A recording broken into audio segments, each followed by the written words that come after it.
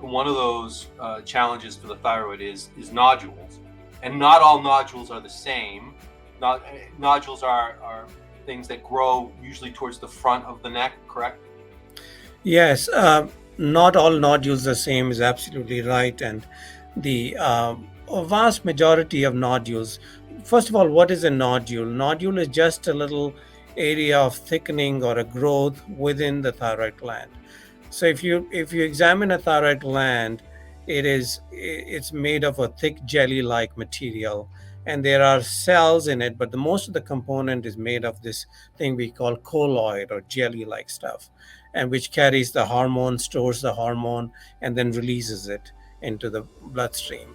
And as we get older, the like the rest of our body, the changes happen within the thyroid gland, and sometimes you get little thickenings or concretions within that jelly-like material, and and these things, if you were to do a CAT scan or an MRI or ultrasound, you can see it as a different consistency within the gland, and that's all a nodule is. But some of these Is it similar? nodules, Is it similar to a cyst?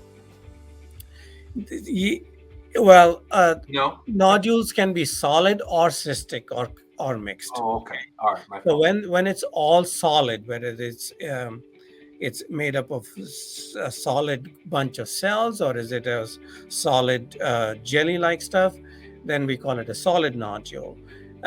When it is filled with fluid or old blood or uh, fluid, then it's called a cystic nodules, and cystic nodules by definition tend to be benign. So when we see a cystic nodule, we don't worry so much about it. When a nodule is solid, um, a small proportion of the solid nodules, only 5 to 10% of them, can harbor cancer cells or bad cells. Vast majority of the nodules are either these colloid nodules, or even when they're tumors, that is even if they're derived from the cells of the thyroid gland, which form these tumors or growth, they tend to be benign, and very few of these nodules are cancerous.